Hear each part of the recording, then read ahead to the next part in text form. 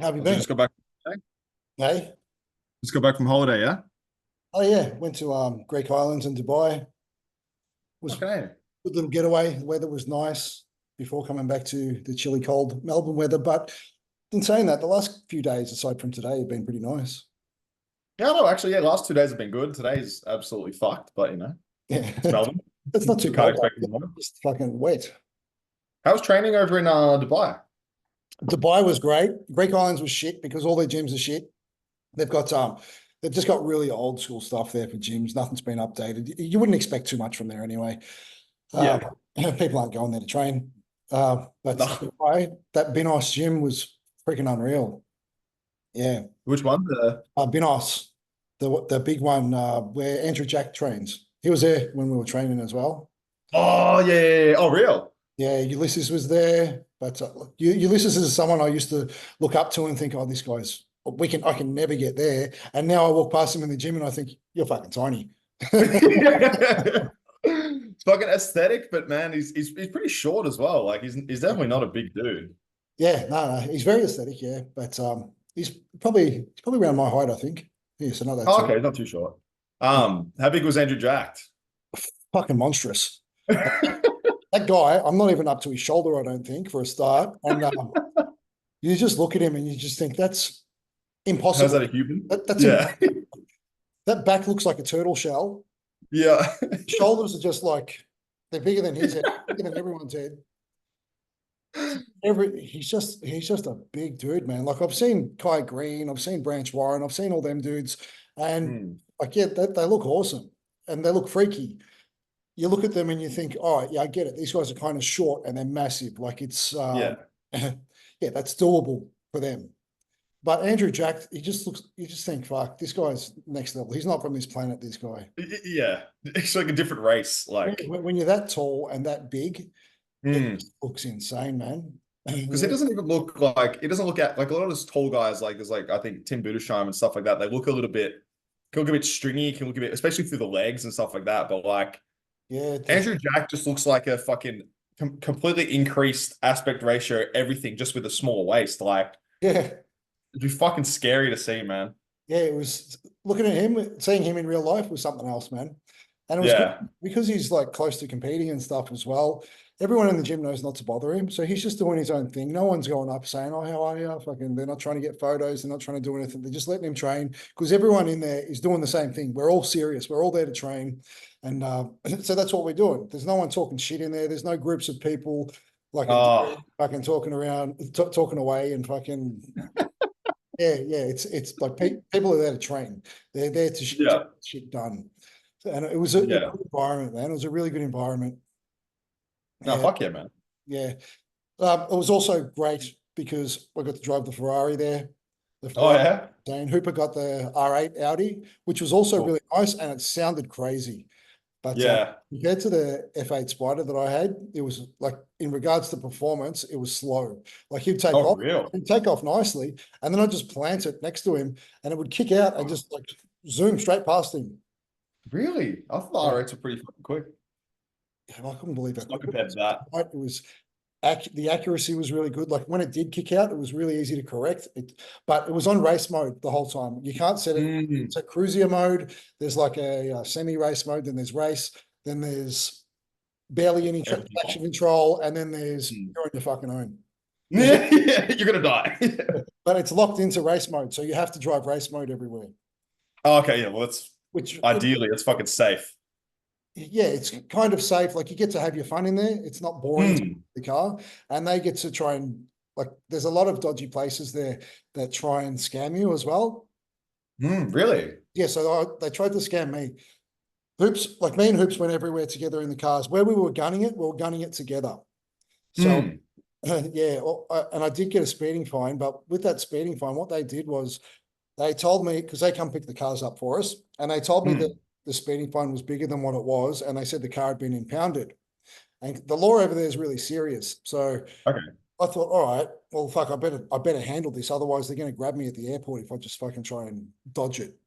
Anyway, so I spoke to a few people in the gym, a few locals, and they're quite helpful as well. This one chick, she knows a friend or her partner or something was an owner of one of the supercar higher places. So I sent them through the message and the invoice that they gave me, and they said, "Oh, look, it looks dodgy as." So I thought, all right, I'll handle it myself. I jumped on Dubai Fines, found the fine. I was doing 128 in 100 zone, which over there doesn't matter.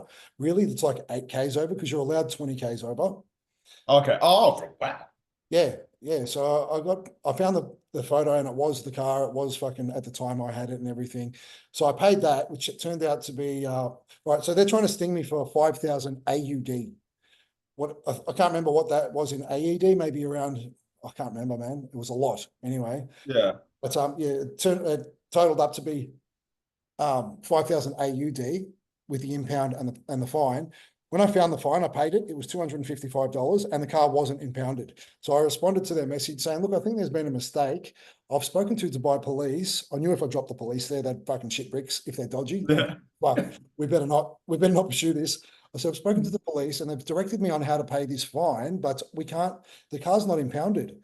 And yes, I think there's been a mistake. And they responded, they're like, oh, yes, there has been a mistake. You don't owe anything except for the tollway charge. Thanks a lot. Yeah, here's your bill. It turned out to be $18. That's fucking like, that's a gross amount of, imagine how many people they get with that. Well, Like, I think, the people that are going there hiring Ferraris and supercars, they got a bit of money, so they can probably just throw that at them and they're just like, oh, fuck it, let's pay. Dubai law is serious. Let's pay. oh yeah. Yeah, so it probably works in their favor like that. And they probably Yeah. need someone actually like looking the shit up and doing something. Man, no matter where you go, I would have thought Dubai would have been one of them places, like Bali, Thailand, fucking everywhere. It's like people trying to rip it off, man. Milk the fucking Aussie. Yeah, literally. How's your training been? What are you doing now? Training's been good. So I'm prepping for comp, and right in the middle of prep was my Euro trip. So I had 2.5 weeks. Basically, you could call it diet break, but the way I do things when I go overseas is I can continue to prep basically, and I come back leaner than what I was, a little lighter than what I was, and still nice and full. Because what I do is I pull carbs right back. I make sure I get all my meats and proteins and stuff in, and I won't eat.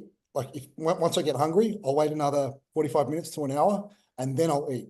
That way I know that, the hormones are kicking in to tell me that I'm burning fat. So let that happen. Make sure I do heaps of walking and activity, because when you're away on holiday, that's what you do anyway. And, Yeah. and good chance you're coming back leaner. A lot of people because obviously I deal with a lot of clients, and they tell me, oh, they're going overseas. They need to, that they're going to get fat. What should they do? Blah, blah, blah. And I give guidance on everything because I've been a few places now. So I'm aware of what has what where pretty much. And just from other clients that have gone places and showed me what food options there is. So I give them guidance on that type of stuff, but it's always the same. They always come back heaps heavier, fatter, and say, oh, I couldn't. I actually ended up eating at restaurants every meal. So, well, that wasn't really the guidance that I gave you, but yeah, let's start working on fixing that then.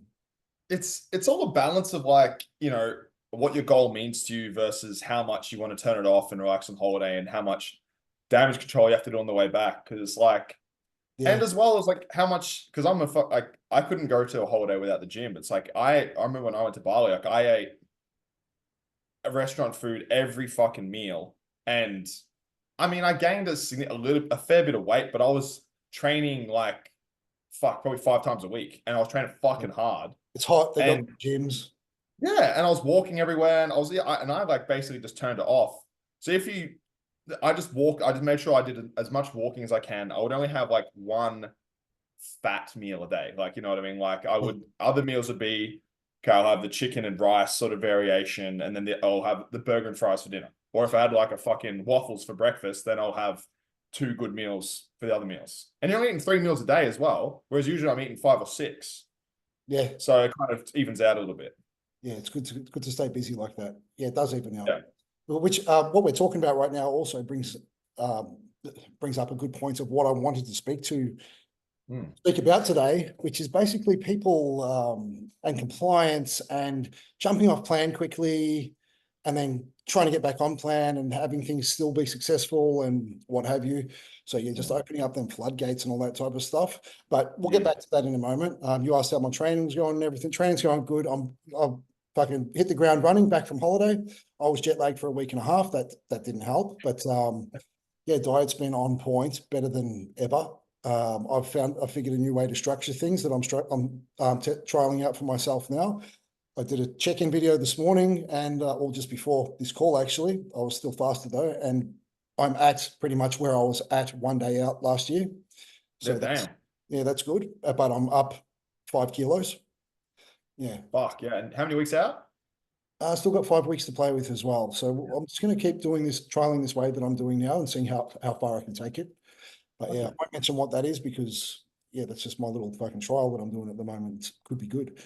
Something different to anything I've learned in the past anyway. Okay. Yeah, so training's good, prep's going good. And I understand that you're on the opposite end of the spectrum and you're going, I know you were going up your growth phase. So give us a quick rundown on what happened there and how that went well. And it obviously went well because you look fucking spectacular. Cheers, man. I cut down 96 and then yeah, I was doing a sort of a mild growth phase. I only went up to sort of 99 and I was just having, once again, just issues with blood pressure. Just wouldn't fucking come down. It's still up. So I basically over the last 8 weeks done a health phase where I pulled everything off. I'm only on somewhere between 100 and 150 mgs a test and nothing else. Like no GH, no fucking DHT. Of what I can gather with you, that works a lot better than a high dosage. In Yeah, regard 100. to anxiety and neurotoxic type effects. Yeah. The biggest thing for me is like if I can stay on, then I'll fucking progress. It's like the only time that's fucked me is it's like it's being up and then bang and everything off. If I can just keep ticking forward, that's a win for me. So, but even now, like my blood pressure is somewhere between fucking 130 and 160 most days. Good. And I'm throwing everything at it. Like fucking, I just finished the J3U health side of it, and I'm literally taking every single blood pressure sup that's there. I'm taking 80 milligrams telmisartan, doing 3 times a week cardio, and 150 mgs a test, and I'm still sitting Cialis? about 140. And the Cialis as well. So I have the Cialis. I haven't put it in consistently. I tried fuck. It's a calcium channel blocker, starts with A. Amlodipine. Okay. Amlodipine, which is a common one that's ran alongside telmisartan. But I had an allergic reaction. I got hives everywhere and I looked like fucking itchy and shit. Yeah. So I'm thinking I have to try a beta blocker. But I'm also on a SSRI that does increase blood pressure because it increases norepinephrine. So I'm half that as well. I half that dose. I'm like doing literally fucking everything. This is why you're on a low dosage. Yeah, this is why I'm on a low dosage because I just want to see if like I honestly think the PEDs are something that have like one of the most minimal effects on my fucking blood pressure. It's just always high. And so I've got a cardiogram next week too. Okay, cool. Yeah, I just got mine done last week and bloods, but I haven't got results back yet. Everything seems all good all the time on that front though. But yeah, it seems like you're throwing a lot of drugs at drugs type thing, like trying to balance the whole thing out, which is never great. Like the less of everything you can take, the better. But at 150 megs of test, you really can't take any less, can you? I mean, like, last time I was at 150 to 200, my test levels were 18. So it was like, that's middle of the fucking natty range. Yeah. So a little bit less than that, I'm probably going to be like a fucking 13, 14, 15. And I've kept the same weight. So I got to 99. I'm like 98.5-ish now, but I've slightly decomped a little bit ever since I dropped. So previously I was on 200 test, 150 primo and 2 IU GH. And I've just dropped that to 150. And over 8 weeks, I've sort of lost about a kilo of lean mass and replaced it with fat. Oh, yeah, it's not too bad, to be honest. We forgot the disclaimer that we just do this for shits and giggles. And yeah, I'm not actually doing that. Don't copy us. Don't copy yeah. Hey, we do because we're uneducated fools. Exactly. But that's me now. So I'm trying to push the calories now. I'm eating like 5,200 on a high day, about 4,200 on a low day. Yeah, nice. And I'm fucking maintaining. I'm upping. I just upped it again. Like I'm just not. I'm at the point though. I know I need to add gear because I'm getting softer while staying roughly the same weight. So I have to just add something in, or I'm just gonna get fat. Isn't it funny how everyone has like the pros and cons? Like you've got the cons, you've got Yeah. this genetic predisposition where you just can't take stuff because it's effing you in the A. But Mm. visually and physically, you're amazing. Like you look fucking. There's nobody your age, well, not many your age that are looking as good as you're looking in regards to like dense muscle, like quality muscle, and you're lean. Like you've done a mad lean bulk. Your shape is fucking fantastic. Everything's all good. But then on the other hand, like that's Can't all push it. the pros. Yeah. On the other end, you can't push it hard, which I But don't. that's my belief is that people push it too hard, and that's why they don't have the density and the shit that I have, because it's like, oh, for gear for me, because I can't take a lot, it's always been, motherfucker, you have to do everything to get every little ounce out of whatever you can take. And so when I'm on 150, I'm not like, oh, I'm on cruise, oh, and I'm just gonna do this, I'm waiting for my next blast where I'm gonna go a gram, and that's gonna be a real difference, I'm gonna blow up. It's kind of like, I gotta fucking actually try and grow on the 150. So it's like there's no separation of the mindset between what I'm doing at any time. Yeah, so the Broderick Chavez approach would work quite well for you. The longer, lower, slower. And yeah, that's what I do. Yeah, yeah. Yeah. Because that's like my last blast was only 400 mix. Yeah, so let's touch down on the things that I wanted to talk about, Mhm. and we'll chat about anything you want to talk about as well. But basically, clients, like compliance. So Mm. I'm seeing a lot of people with coaches, my clients do, that are since flexible dieting's been around, it's become this thing where everyone thinks that there's this mad flexibility with everything. So, I'll give someone a diet plan and they'll be, instructed to stick strict to this diet plan, and they'll they'll go and switch things up. They don't know how to macro track properly yet. I haven't educated them as to what to do at this point in time. And they'll go switching shit up and say, oh, don't worry, I match the calories fine. Everything's all still fucking perfect. They might have swapped a rice, chicken, and veg meal for a scoop of protein powder and a fucking muffin or something like that. Like it's not the same thing. It is not the same fucking thing.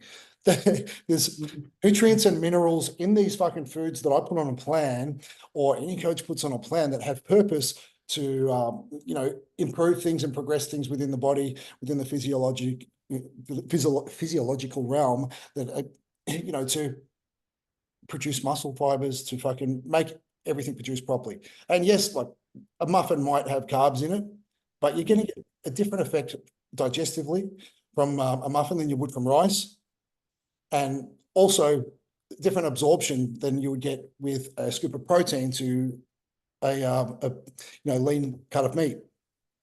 Yeah. 100%. There's layers and layers and layers to the reasons. Like if you break it down to what it basically is, it's like if you equate macros to macros, which most people aren't even doing that. If you equate, even just equating the macros to macros, if we take that example, switching rice to muffins, we're talking, might have inflammation that there's going to be caused. That's going to cause possible insulin resistance over time, as well as it being high glycemic. And then with the protein, like, okay, it's fast in, fast out. So if you say that meal's supposed to be before bed, right now, that's a fast digesting amino acid pool. It's going to go up. It's all going to go into the bloodstream. If it's not used, it's going to be converted to carbohydrate.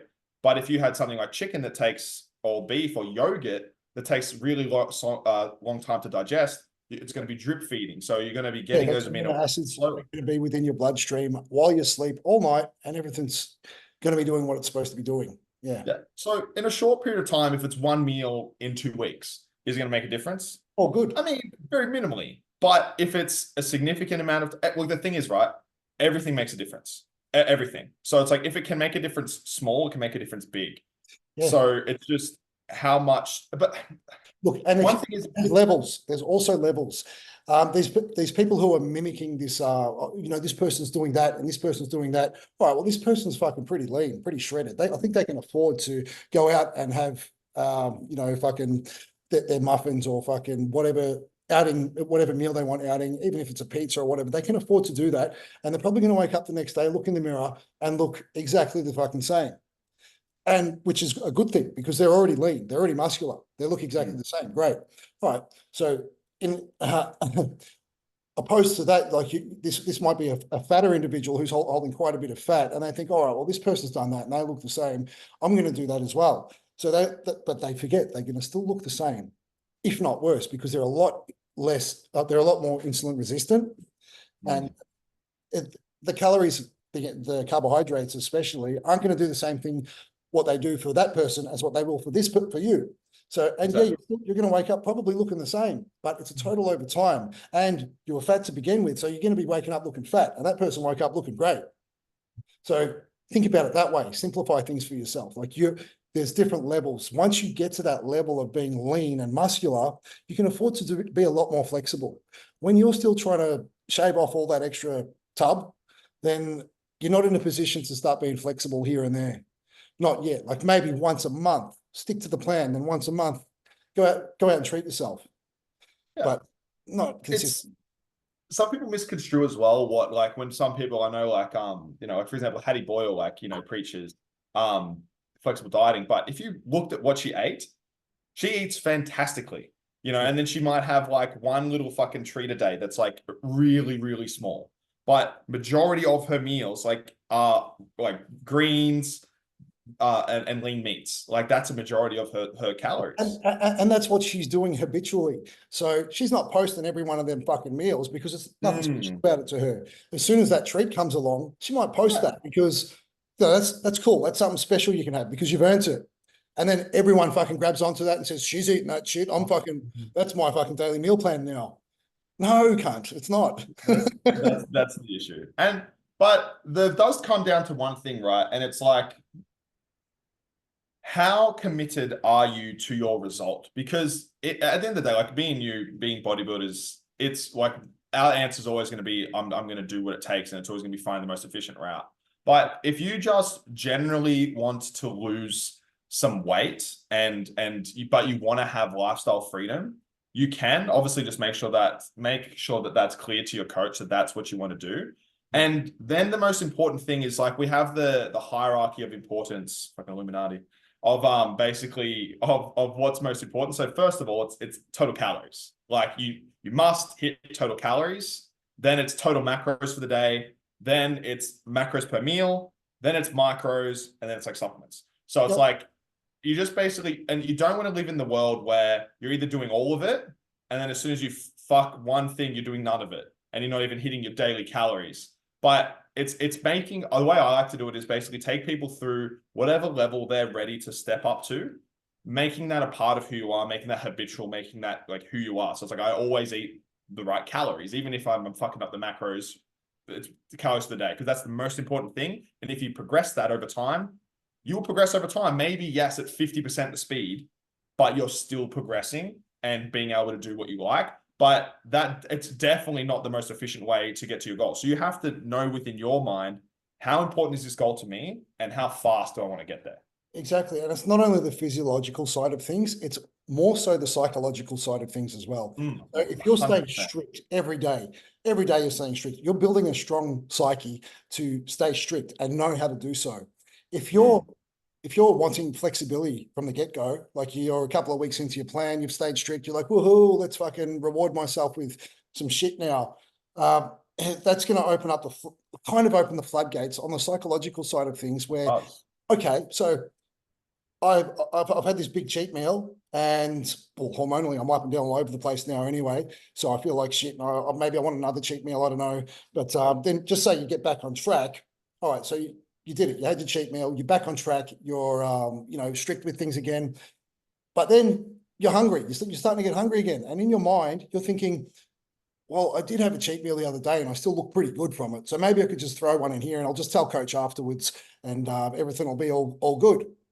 And then that happens again and more frequently and again and again and again until you're basically telling yourself that I'm flexible dieting and I'm hitting the macros pretty much still, but I'm not really seeing any results. Well, that's because you keep fucking everything up. Like your body wants consistency. Your body wants to have the same food, the same fuel, basically, because it knows what that is. And if you're going to pull calories from that, then your body's going to know. If you're going to add the same food, add calories to that, your body's going to know because it's created a set point.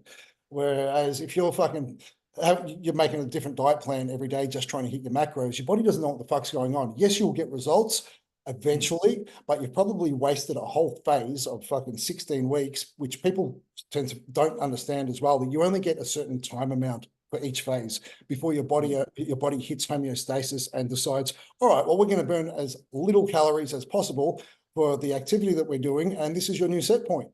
So yeah, I kind of just came off with a side tangent there. I forgot what I was saying, but you get the point. That's the danger, right? And that's what I was sort of getting at with the all or nothing mindset, to where it's like, okay, cool, we're coming down, and then all of a sudden we start to like, there's 1 meal a week that sort of bumps us, keeps us here.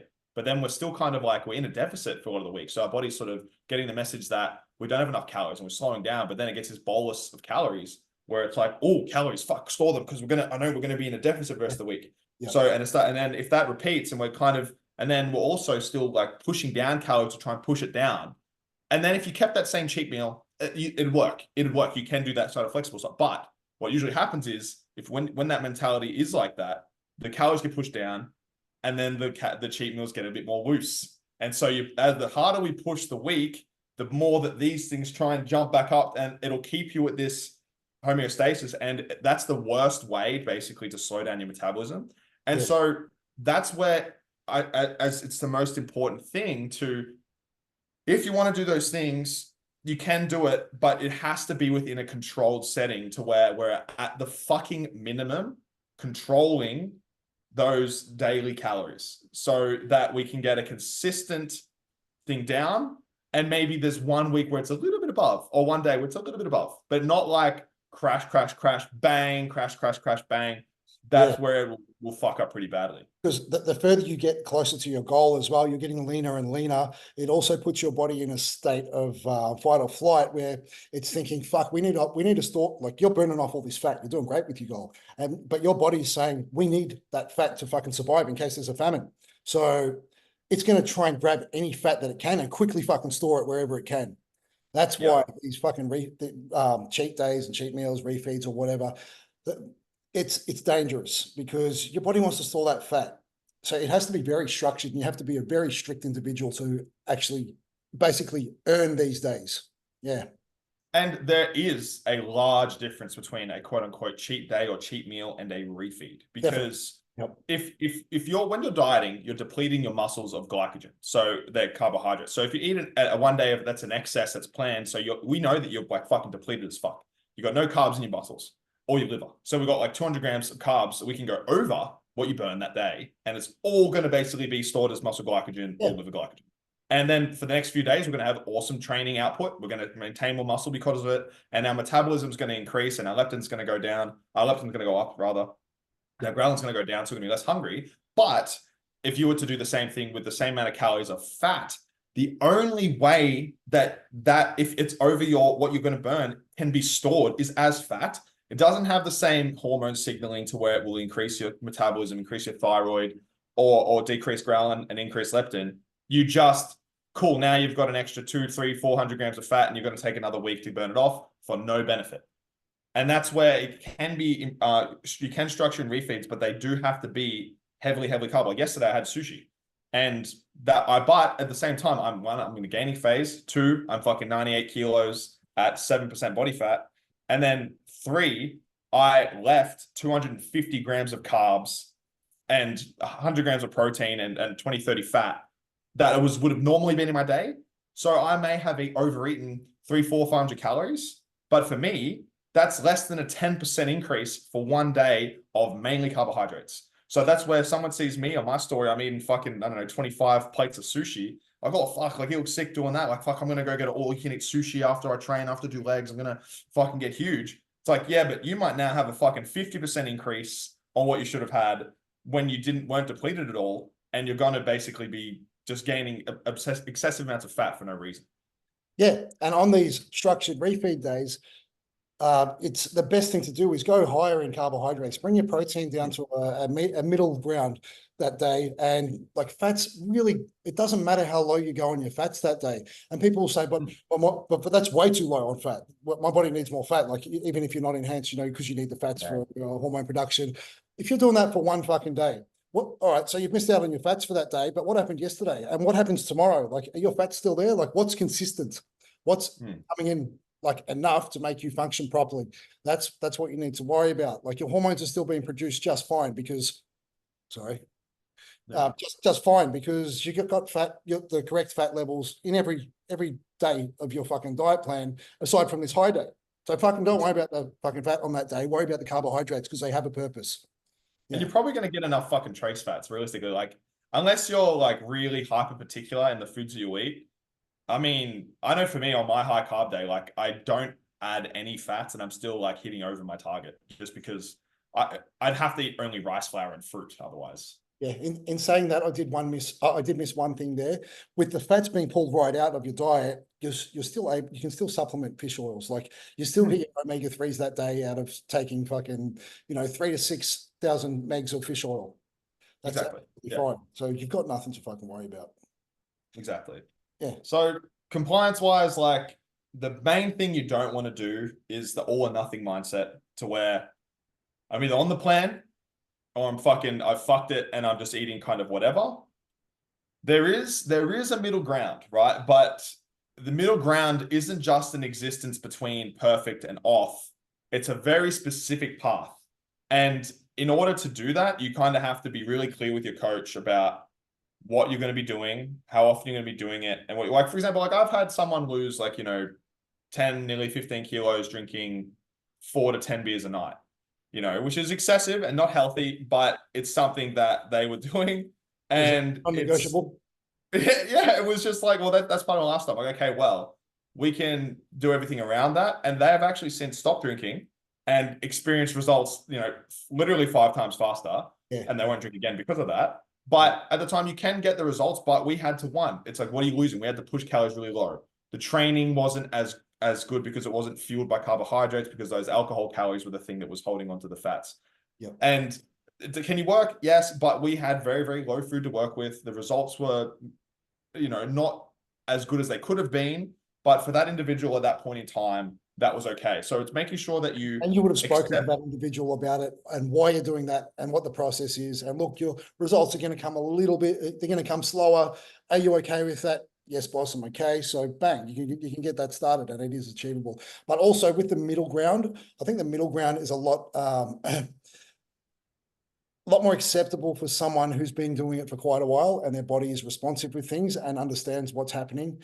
So it's easier as well for them to 200 gram chicken, 250 mince, move some fats out. Like that's sort of a lot easier than someone has no idea. For some individuals, they're not yet at the level where the middle ground's acceptable. No, it's just too hard. But at the same saying that when I do this, right, every single person I've ever had has ended up eating whole foods, eating their macros on time.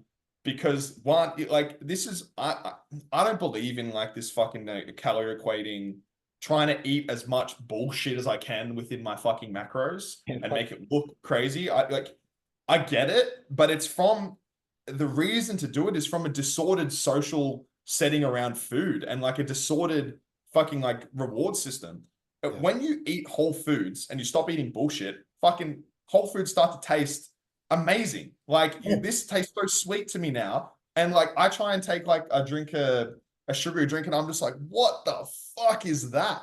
Like it tastes like shit and your gut goes. Yeah, bloated.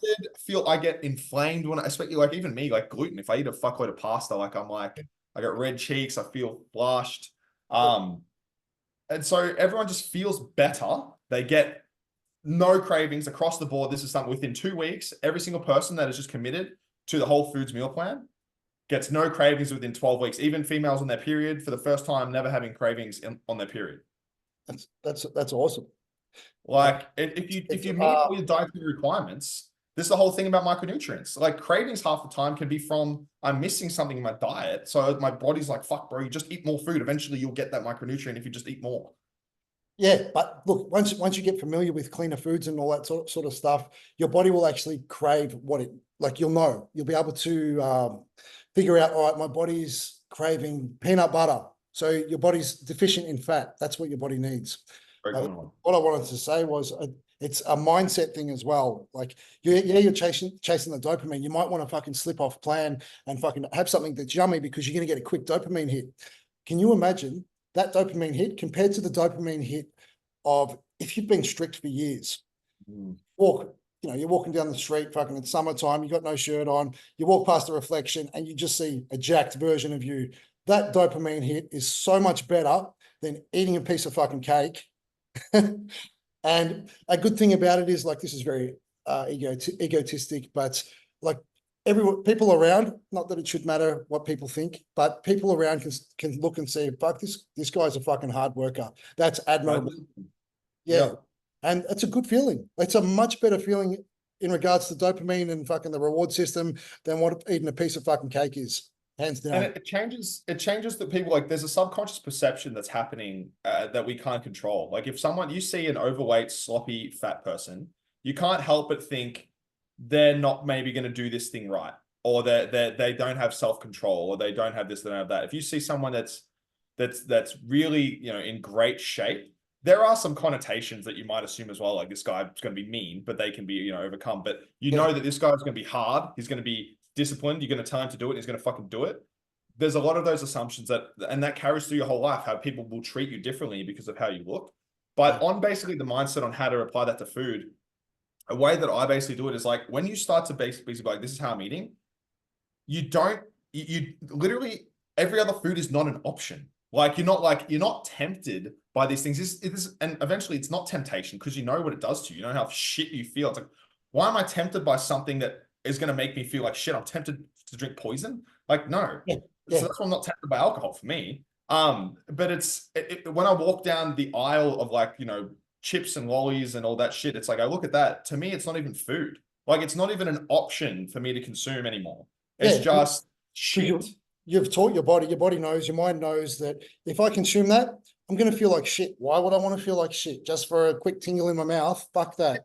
So I think it's all about creating good habits and patterns, getting in a comfort zone that's healthy. So you want to be in a comfort zone where you're eating clean all the time, where you're progressing on your goal all the time, where you're feeling great all the time. And then stepping out of your comfort zone is eating that piece of shit. Yeah. And that's where exactly.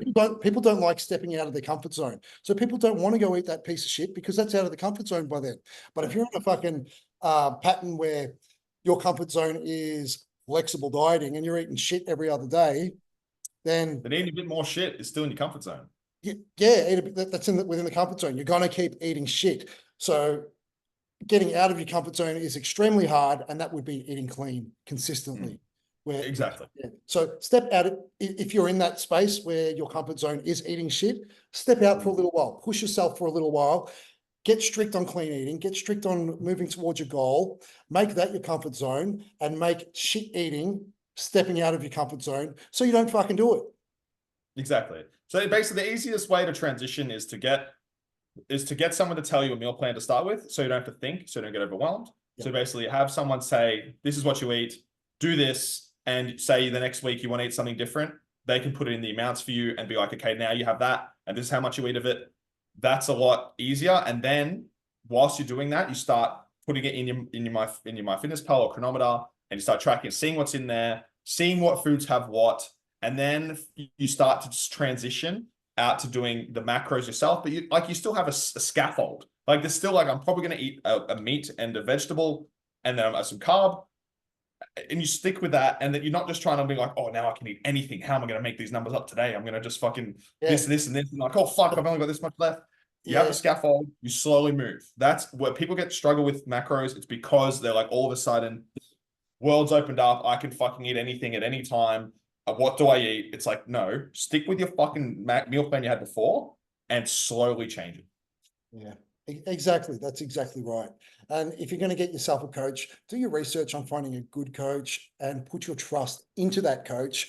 Don't start questioning that coach's, oh, but should I be doing this and should I be doing that? And can I do this and can I do that? Look, if that was okay to do, I'd be putting it in there because it's the more fun way to go about it, but it's not in there because it's not okay. Yeah. Yep. Anyway, if you disagree, I don't know. Try another coach. If you disagree, trial a coach. Yeah. Someone with good rapport. Exactly. Yeah. Matilda's a good coach. There you go. That's what out there. This is gonna close any second. Yeah. Yeah. And I gotta shut it off here anyway because I've got some stuff to do. Man. Yeah. No worries. Chatting with you, bro. Good talk to you, man. All right. I'll speak soon. See ya. Yeah. Bye.